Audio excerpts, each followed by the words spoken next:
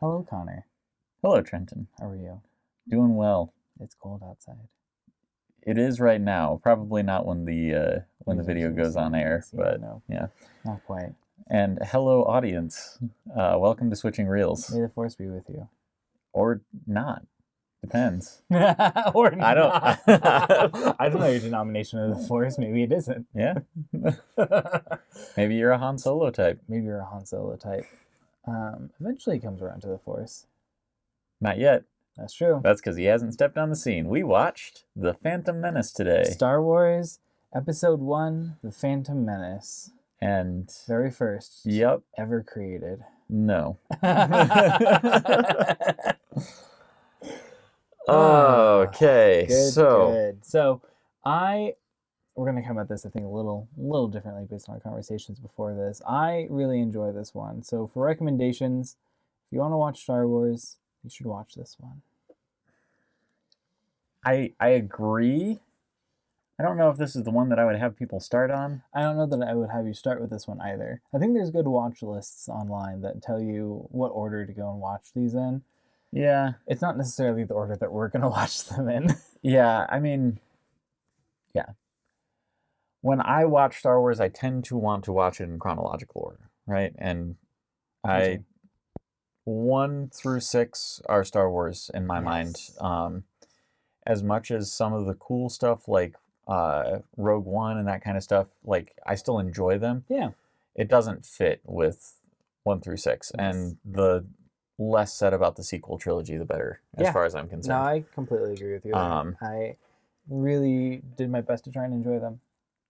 Actually, I do enjoy talking about the sequel trilogy, just because there's a lot to talk about there. But we should have a bonus episode on us talking about the sequel work. We're not going to watch them. We'll just talk about them. Okay, yeah, I'm fine with that. Awesome. That sounds great. But yeah, so I do consider this one of the Star Wars movies. Yep.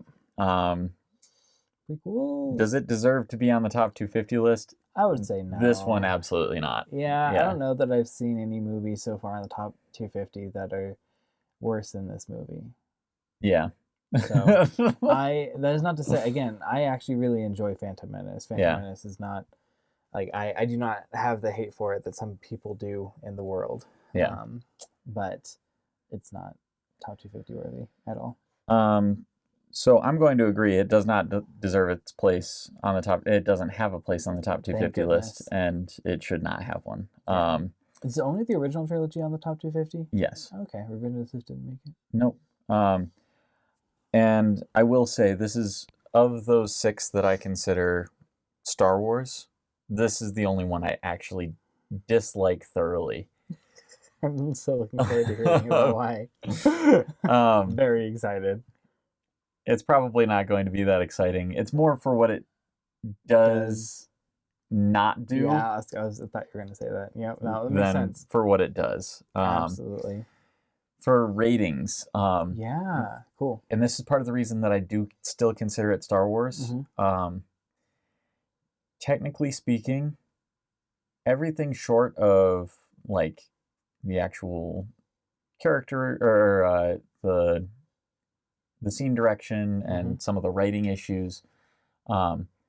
If you look at it purely from an audiovisual perspective, it is phenomenal. And it's still gorgeous. Yeah. And this is coming from someone who dislikes CG and a lot of like anytime it's in your face, I have issues with CG. Totally.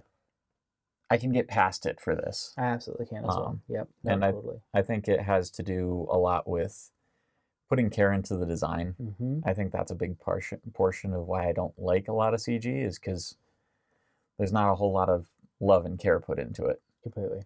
Makes sense to me. But yeah, this one, it absolutely used it as a creative tool, and I love that. Absolutely. It is a gorgeous world that they make here. But some of the plot elements, some of the character or the characterization stuff, some of the writing, it does take a hit in my technical category. So for me, this is going to be like a technical 7. Cool. Not awful. It's not awful, but it is if it were able to deliver on those other portions, your non-tangible technical portions, absolutely would have blown me out of the water. Completely. But yeah, unfortunately, I can't go higher than a 7. Yeah. That one's a light 7. Yeah. Strong 6 to a light 7. Enjoyment on this one is probably around a 4, which, granted, Thankfully you didn't give an enjoyment for Scrooge. Otherwise, I did. Oh, you Scrooge did? was also a 4, but it was only a 4 because of watching it so with that you was guys. Nice. It would have been lower. This But one, that's this one's a 4. Well, it's not. It's below average, right? 5 is, I enjoyed this. Yeah. It wasn't great, but most like old school comedies kind of fall into this, like, into a 5 category for me, where I'm like, yeah, if there's nothing I'd rather watch, or I just feel like watching a comedy, then, like, yeah, it's fine. But Totally. like, And it's just below that. yeah, it's just below that. Just to the point where I have to go from, yes, I like this sometimes, to I just don't like it. I just don't like it. Nice. Good to know. All Yeah. right. So it's just shy of ambivalence. It's just shy of ambivalence. Or just a little harder. I could be at ambivalent. That's fantastic. So for me, I'd probably go a 7 for enjoyment. Like, I enjoy watching it. Yeah. There's not, and I'm looking forward to hearing more about the technical things and plot things that you are speaking of, because like I enjoy watching it. There's like some of the dialogue is rough. And I'll absolutely grant that. Jar Jar Binks is one of my favorite characters. He still is. You are an interesting human being, and this is part of the reason I wanted to do this podcast with you. I'm so excited. So technical, I would probably I bump 1 up. I'm probably at an 8. Okay. For similar reasons of actually like enjoying it. So the things that are there, I'm like, oh, I can gloss over. It's a Star Wars movie, and I like it. Yeah. Yeah. So, so this is where we bring out our spoiler warning. Yes. I need to make a spoiler sign. Oh, yes, that would be super cool. Let us know if you want a spoiler card in the. Go, well, spoiler alert. Oh, I thought you meant like in the editing process. But... No, it's gonna be real. Oh, like a physical spoiler sign. Physical spoiler sign. I'm for it. Awesome. If you're for anything else, though, please like, comment, subscribe, get in contact with us. We'd love to hear from you. I feel like that's just janky enough for our podcast, though. I love it. Absolutely fits. As soon as I add a curtain here to block off all this stuff, I'll go and add a janky sign. It'll be great.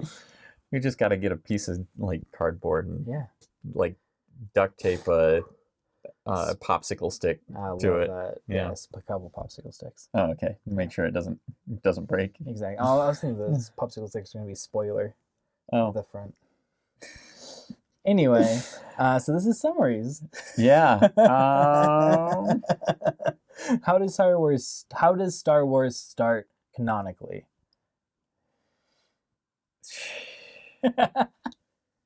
With the opening scroll. Yeah, it does. Yeah. Long time ago. Well, yeah, that's true. So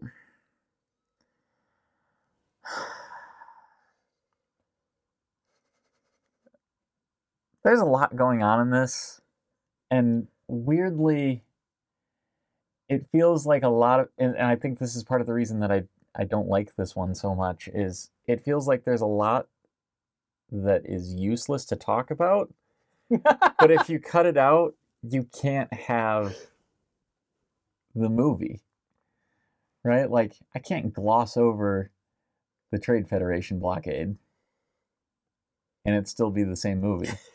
But also, what useful is there to talk about with the Trade Federation blockade? All right, so the summary is of this movie. Star Wars: The Phantom Menace, the beginning of canonical Star Wars, begins with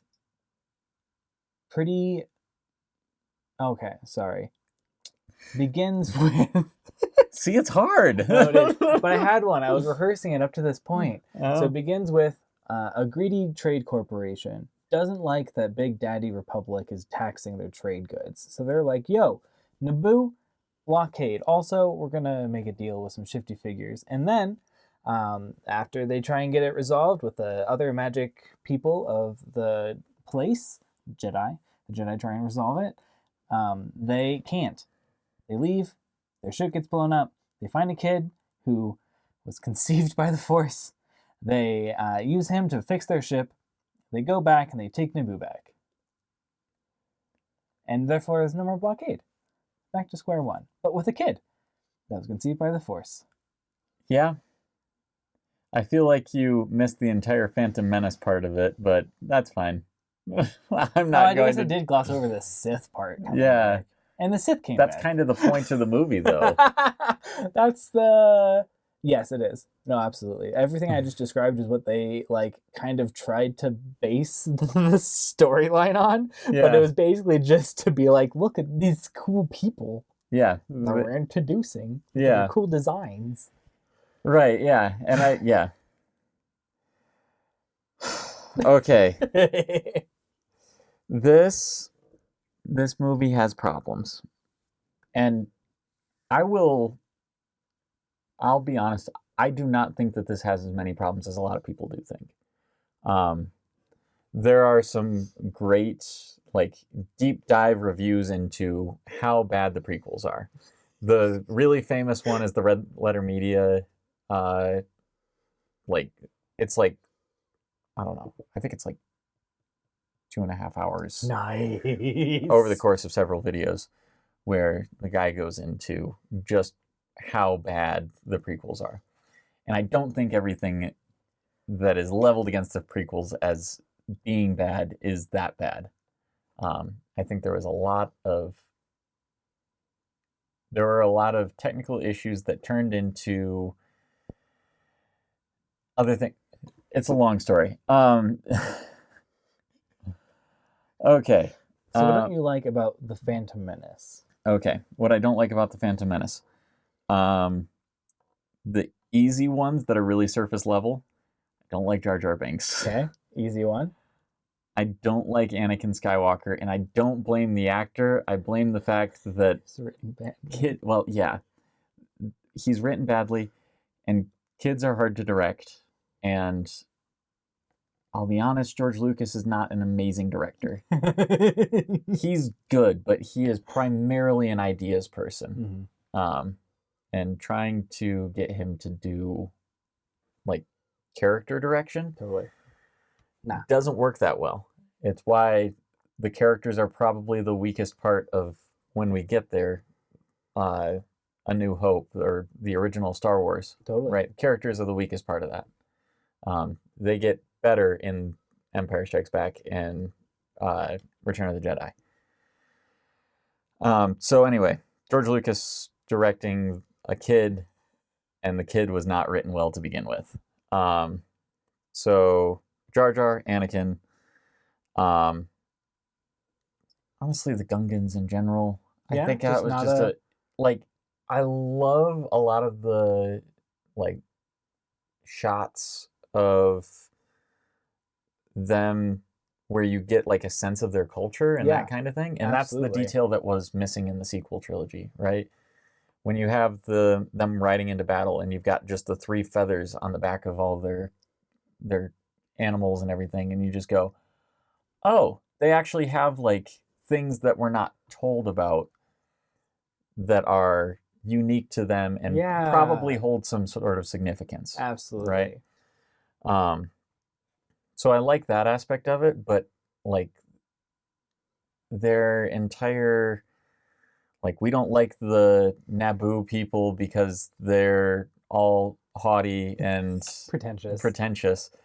And then they bow to a small group of them. A very small group. With the queen. Sure. But they bow to their boss, and he just goes, oh, we're going to be friends now. He literally says, I think we're going to be friends. Exactly. And it's like, this is not how negotiations work. This is not how diplomacy works.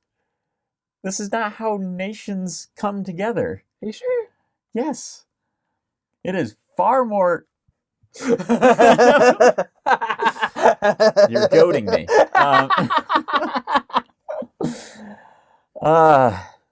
But yeah, there are so many issues with this, and I think the other part is, what I was talking about earlier, where it's just a lot of it's unnecessary. There's a lot of unnecessary. It does feel, or it feels like they added like there's like a concept of like spaghetti code in programming where just all of your code is slightly tangentially connected to every other piece, and if you take one out it breaks, but you really need to take that one out because it's badly written or Yeah. there's some other thing going on. There's a bunch of small, very loosely connected pieces, like you were saying at the beginning, that if you take one out, you break the story, Right. but you didn't need it. Like, you don't Right. actually need it. You could have put something else there and made it flow nicer. Absolutely. Yeah. I think that's exactly what I'm running into. That makes Right? total Like, sense. yeah. And I will say there was a pretty widespread theory. Somebody wrote like a full essay on the idea that Jar Jar Binks was supposed to originally be like the big Sith Lord. Yes. And honestly, if they would have followed through with that, I think it could have been cool. So cool. But being afraid of turning their very poorly received comic relief. Yeah. There was not very many examples of a more heavy-handed comic relief. Yeah. Even comedies. Like, yeah. I will agree with that. And I am usually a fan of the comic relief. Absolutely. Right? Like, I will usually watch something and be like, yeah, they didn't actually put any work into that character, but I liked him. But I liked him. He was good. But with Jar Jar, I just can't. I think part of it is that the comedy doesn't work. No, and he's also useless. Like, Yeah. the pieces of the, like, whenever Qui-Gon takes him, he's like, maybe he'll be a good navigator. Doesn't work at all navigating. The only, one slightly useful thing that Jar Jar does is takes them to the sacred place right before the last battle on Naboo. Yeah. It's the only valuable thing he does, except for getting them into the Gungan city to begin with. Yeah. And otherwise, he is useless. Yeah. So, I like it. Yeah. Because even though there are all of these small little detached pieces, and the story is not actually like very well executed. As a kid, I couldn't care less about a blockade. I loved all these cool Sith people and why are they fighting? I don't know why they're fighting, but it's cool.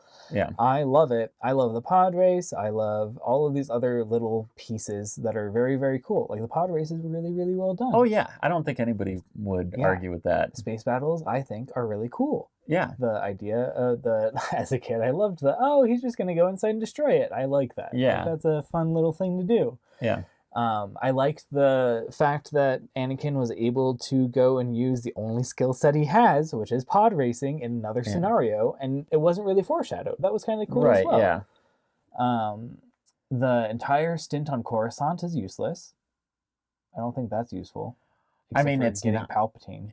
but the whole sorry, spoilers. The whole point. Well, we're past the spoiler tag, so we're good. Spoilers for other movies. Oh yeah. Yeah. Anyway, but no, because it's set up for the next few movies. Yep.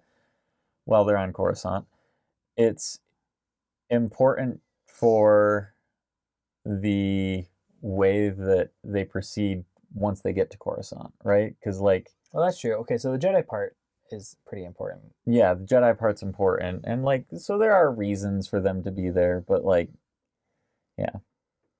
I will say there are two arguments that I've heard a lot about why it was bad, and I don't hate midichlorians. I don't know that I do either.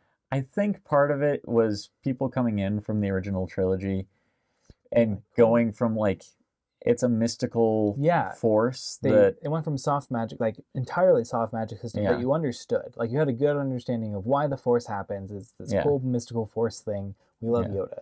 Yeah. And you either are attuned to it or you aren't. Exactly. It's probably hereditary. We don't care.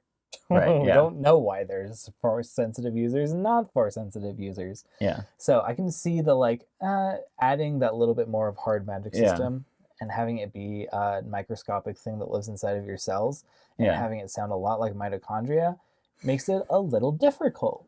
Yeah. Like, Yeah. So like I understand why some people hated it, but I don't. I like the midichlorians. I don't feel one way or another. I'm like, yeah, it was a piece of world building they want to throw in there. It's Yeah, fine. there you go. It doesn't change the story. Yeah. I don't think we hear midichlorians very often, if at all, in the next 2 movies. I don't know if we do. I think it's just into Menace. It may have been because of the backlash. There was a lot of backlash to this movie. It was a few weeks delayed, like it always is with very hyped movies. But yeah. But the other one is the politics side, just throughout the prequels, right? Like there's a lot of people that hate the fact that we spend time in the Senate and that kind of thing. And honestly, like, politics can be interesting. I mean, like, these aren't the same people that like read Dune. Fair enough. So I can understand if you're going for like looking at Star Wars for original, like 4, 5, and 6. Yeah. The only mention of a Senate is Darth Vader destroying it, like, or Palpatine destroying it. I don't even know if that's 30 minutes of the movie. It's like the Galactic Senate is no longer. Oh, that's right. He says at the very beginning. He disbands it. He disbands it, and that's basically all the politics you get. Yeah.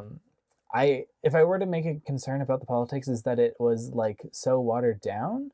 Like, Yeah. I feel like, again, this would have been one that could have been kind of cool to stick to a little bit more, especially since it's such an important part in the next 2 movies. Yeah. Like, for the formation of the Galactic Empire is the reason for the next 4 movies. Like, you have the rebels and the Empire. You need to have a good foundation for it. So Yeah. I feel like they could have done stronger there a little bit.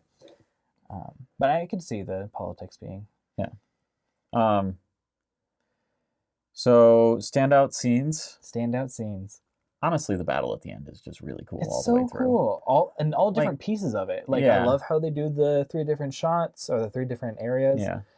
It does feel like they're trying to one up Return of the Jedi, where Return of the Jedi had the space battle and the battle on Endor. And the confrontation with Luke. And yeah, that's a good point. and so they try to do that again, Yeah. and it doesn't work as well. I don't know if it even didn't work as well, mainly because, though, of Duel of the Fates. Like, that's the soundtrack Well, yeah. is the primary reason that I would be like, oh, okay, no, this one does its own thing, I think. Yeah. Like, Well, and I think the issue is, so number one, the Gungan battle with the droids. Yeah, it's okay. Kinda. I feel like, yeah.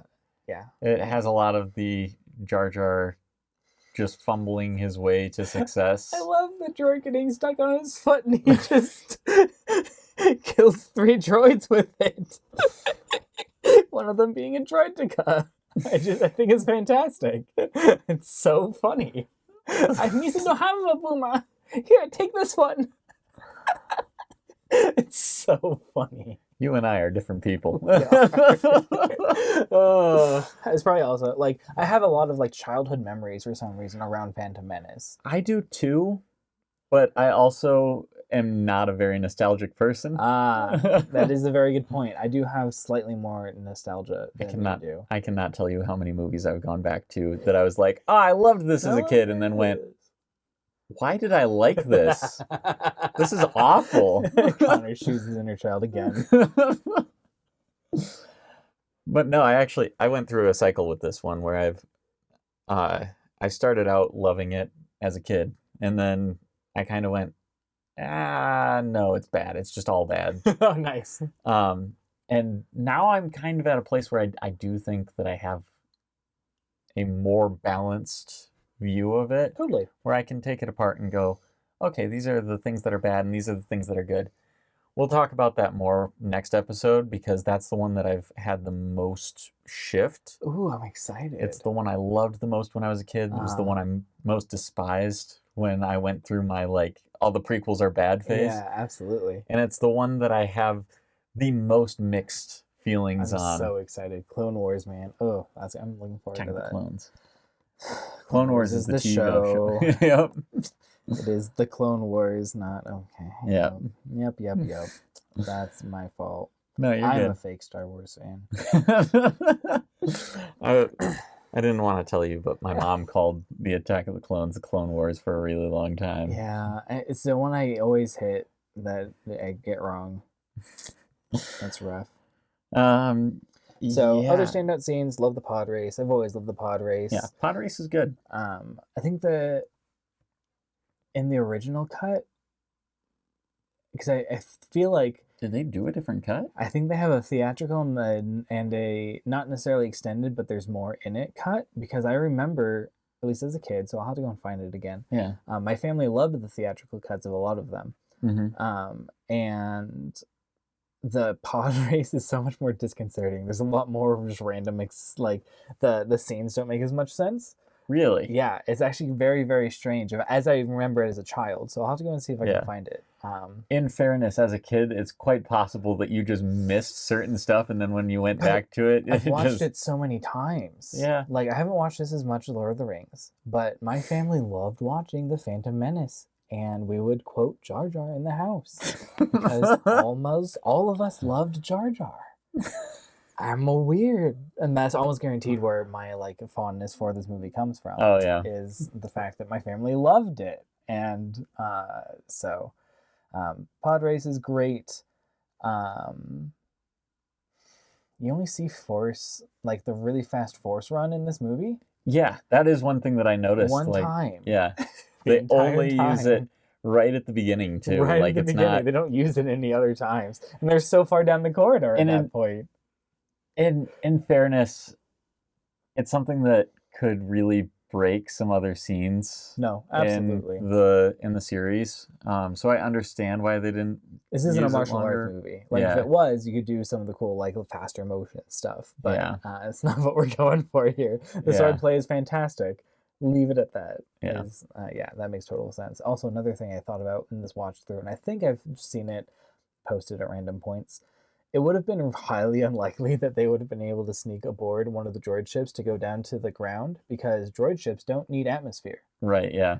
Like, they don't need to pressurize it. They don't need oxygen. They don't need any one thing that's always bothered me about this. Like, I remember thinking about it even as a kid and being like, wait, how did they get down to the planet? Exactly. Like, because they're just in the spaceship and then they're on the planet. Because even if, like, just for sake of argument, let's say they do have atmosphere. Yeah. If it gets too cold, it freezes circuitry or something like that. Yeah, absolutely can. How are they sneaking on board without anyone noticing? Jedi mind trick. They're droids. And if they kill droids, we see tons of them walking around. So we know that they're going to get into a huge fight before that, and they're not getting off the ship quietly. Yeah. We see the ships later, like, just dropping droids. Dropping them. There's so many droids. There's so many. There's no space for them on this ship. And if there is, they're definitely getting noticed. Yeah. Yeah. I know, actually, at the same time, whenever they're sneaking on that balcony before they rescue Amidala and everyone while they're being processed, they, like... The fact that the droids can't see them because they're standing just like a foot or two above the, like in plain sight. And these droids are looking back and forth. They've got really narrow field of view. Yeah, it's like right here and here. And the side. That's why I had to move their heads so much to look around. It's a design flaw. Also, all of the droids, so we don't even... I feel like we're making excuses. I'm loving the battle tech. I'm loving the little tech things. This is great. For example, all of the regular droids have a gun, like strapped to them, like they're a human being. Yeah. Eventually, they go to the super battle droids in episode 2, and they finally have all of the guns attached to them, like you should for a robot that's trying to kill things. Yeah. I feel like these robots were repurposed. You know, like they're a trade corporation, therefore they're not paying people, therefore they're making robots, and then they're like, oh no, we had to do a blockade, get them some guns. So what you're saying is these are worker droids that are being forced forced to kill. At this very second, I'm creating the theory that absolutely all of the regular battle droids are not battle droids, they are worker droids that have been indentured into fighting. We don't see any super battle droid commanders, though. We only see regular battle droid commanders. Yeah, you're right. So either Supervisors. they're just supervisors. Like they're the like, 'cause like with that kind of distributed network, you can have one big thing like they did in the Starship, but that obviously has a security flaw. You lose the Starship, you lose your droids. Yeah. So if you go and distribute the system across multiple different commanders that are controlling different smaller units, we see commanders in this one, and we also see the one ship get destroyed and all of the robots get shut down. Oh yeah, they for some reason said screw it. Okay. That's it. Also, that's one thing. They did a blockade. Where did the rest of the ships go? Yeah, where did the rest of the why did they make them leave? Ships go? I feel like they made them leave after the planet was under control, which is just a dumb idea. Yeah, no, that doesn't make any sense. And also with how radio works, I imagine you'd only be able to control droids on one half of the planet unless you had some sort of like relay system. Well, we don't know that they're using radio. They could be using any number of things. They could be using any number of things. Good point. I apologize. This is a long time ago in a galaxy far, far away. Exactly. Awesome. Yeah, let's wait, I've got one more before we move on. I think that the end scene should have been cut. Really? I think it's so fun though. I love the song. I think the song. I think the song was so well done, but it didn't fit with the message of the movie and sort of where you're supposed to be leaving off. Mm-hmm. The scene right before that is a wonderful ending. Yeah, it is. That's a very good point. Like, you have a closure with Qui-Gon. Mm-hmm. You have Obi-Wan telling Anakin that he's going to be his Padawan. And then you have Mace Windu and Yoda talking about the fact that there's another Sith out there. They just don't know which one they killed. Good cliffhanger. And it sets up the next movie like they were trying to do with this whole movie. Yeah. And they should have ended there. Like, that would have been a wonderful place to end. Either cut it or flip it. I did notice that there was a lot of homage to the original Star Wars. No, the original. I was thinking that you have that same like medal presenting ceremony at the end of episode 6. That's in the original Star Wars. It's in 4? Uh-huh.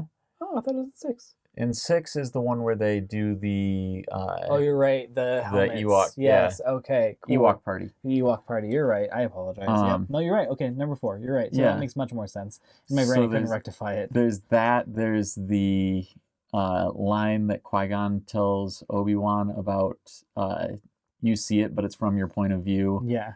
Or that's the truth from your point of view. Exactly.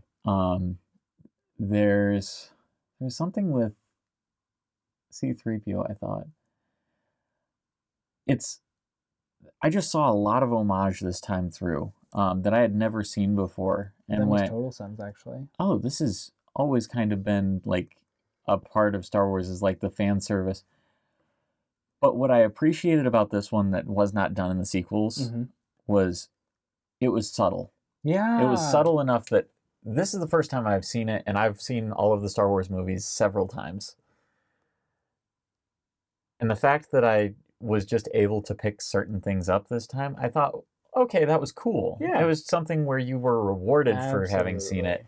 Not where it was like just jammed down your throat because... Absolutely, because it's Star Wars. You're going to love it. Yeah. Yeah, absolutely. I agree. No, totally. That's a really good point. So, yeah. Are there themes in this? Not really. And I think that's another part of the reason that this one just doesn't do it for me, is the themes are so absent from this. And Star Wars has themes. Yeah, it does. Mostly balance in the Force. Yeah. And it has themes about good and evil. It has themes about people and how they are able to be redeemed or how they are able to be corrupted. Yeah. And we don't see any of that in this one. Really, really not very much of any. It's... you have a couple passing comments on like some balancing acts. So like Obi-Wan goes and mentions to the Gungans at the very beginning, like, hey, if the Naboo get wrecked, Yeah, you're gonna get wrecked. Yeah. You have a symbiotic relationship. Exactly. Yeah. And the midichlorians kind of play into that too, like the whole balance thing. Yeah. And you have Qui-Gon talking about the living force versus whatever they teach you in school. He's the only one that really talks about like the living force. Yeah. Most all of the rest of the Jedi are just like, no, it's just the force, man. It's good and bad. Yeah, but they never really explain any difference. That's true. I agree. So Qui-Gon does. Like he focuses. He thinks there's a distinction. I think. Okay. And one other thing, we do have Yoda saying, "Hey, fear leads to anger. Anger leads to There is some good foreshadowing in this, but I don't necessarily think that. Oh, that's true. No, that translates to theme. Oh, it's not a theme. Yeah. Sorry, I'm kind of backtracking. Yeah, I completely agree with you. He also though mentions that he has fear of training Anakin at the end. Yeah. That is interesting. Interesting thoughts. Yeah. That's all I got. I do like, and this is something that we'll see as we go through, but you do see the progression of what Yoda says in this one through the next two movies. Nice. Where he says fear leads to anger. Anger is where Anakin is in the second one. Yeah. Spoilers. Anger leading to hate, that's what he switches to by the end of the third movie. And hate leads to suffering. He kills a bunch of kids. Exactly. He kills a bunch of kids. And then also, like, his entire existence up to when he's saving his son at the very end is suffering.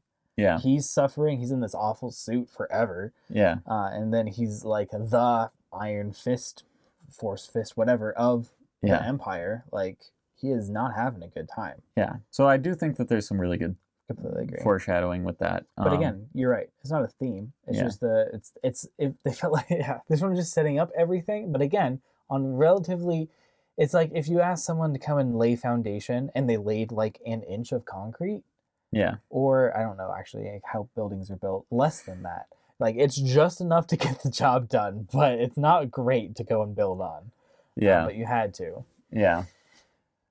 Except they were bringing in the house already built to set on top of the foundation. Yeah. No, entirely. We know what the house is going to be like. Hey, give me some foundation. I feel like this analogy is going to break down if we drill into it too much. Awesome. Technical things that stand out. I mean, we've already gone through some of them. This, but I just want to touch on real fast. The sound design is just gorgeous. Incredible. Every time I watch one of these Star Wars movies, there's something that just, like, in a good way, makes my skin crawl. Absolutely. Right? Absolutely. Like, this is nice chills. In this one, it's the blaster pistol that Padme's using. Oh, yeah. Oh, it's just so cool. Oh, it's such a good one. Oh, it's so good. Yes. Like that's a big part of it. The pod races. For me, it's the 4 attack sequence right after Obi-Wan comes out to fight Darth Maul after Darth Maul's killed Qui-Gon. There's a like a choo choo choo choo sound, and it's just I love it every time. It's gorgeous. Oh, small theme thing that was definitely not through the whole movie, but it's just a really interesting tidbit in Star Wars for me. Let's do it. Is that in that scene where Qui-Gon is meditating while Darth Maul is pacing back and forth, shows like the dichotomy between the Sith and the Jedi. Yeah. And the fact that him pacing like an impatient animal. Yeah, like a predator or something that is really not excited that he has to be waiting right now. Yeah. And, Qui-Gon taking what would be considered the more enlightened route does not save him. No. Right? He still loses to Darth Maul because Darth Maul is still just stronger than him. Yeah. And I don't know, there is something there It's a that good feeling. well, I don't know if it's a good feeling. I think it is. Like sorry, but keep going.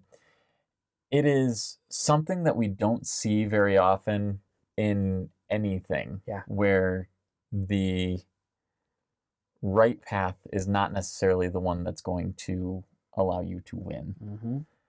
And I don't know. I feel like there's something to that. Completely agree. It's really cool to see them willing to do that. Yeah, I think that was really cool. And you had Obi-Wan not doing either. Like, he was in the middle between the two. Like, Yeah. he wasn't pacing. Like, he wasn't patient, you could tell. Yeah. But, like, he was focused. Right, yeah. Between the two different postures. So, yeah. Any more technical things? I don't think so. No? So, lightsaber duels in this Lightsaber are really duels. just cool. Oh, I love them. Yeah. Like, we don't have a ton of them. We have the very small confrontation with Maul and Qui-Gon Jinn on Tatooine, and then you have the Duel of the Fates and all of that. Yeah. But even some of the ones where they're just Fighting mowing droids? through droids. So yeah, good. it's just fun to watch. It is just fun to watch, and droids are the best ones to watch. Yeah, because like, they just crumble. Yeah. And it's just they did so well with it. Like, you enjoy watching them just plow through droids. Yeah. It's so fun. It's a really good time. Yeah. So our next film will be Attack of the Clones. It is. So for anyone that hasn't caught it, we are going to start trying to go and watch the foundational films that are on the top 250, which is why we're watching them right now. Yeah. Even though none of the Star Wars prequels are on the list, we wanted to go and watch them and have that discussion so that it's better informed for going into 4, 5, and 6. And this won't be something we do, I think, with every film we didn't that's do like Batman. this. We didn't. Well, yeah, Batman, we still could have done it just in order. Yeah. Like we did with Lord of the Rings. Yeah. But there are some where there are probably just going to be too many films for us to do that. Like Harry Potter has one movie on the top 250 list, and I don't know. I want to make a review for every one of those. Yeah. This one, half of the movies are on there. So I feel like it's okay to do. Marvel's another one. You convinced me that I have to watch all the Marvel movies with you, but we're not going to make episodes on them. I don't think on all of them. Yeah, because no. that would be a lot. So much. So yeah. But for Star Wars, we're going to do it, and I think some of that is also because it's something that you and I both share a little bit of a love for. We love Star Wars. Yeah. Like, I haven't gone into the non-canon stuff, but I would love to at some point, I think, after I finish Brandon Sanderson and everyone else. Yeah. That's something I very much want to go do. You'll never finish Brandon Sanderson because he writes faster than we can read. Exactly. Thank you, Brandon. Yeah. So, yeah. But have you seen Attack of the Clones? I have seen Attack of the Clones. Yes, absolutely. My favorite substance is sand. I have also seen Attack of the Clones. And I don't like sand. Okay. Interesting. All right. How do we end this?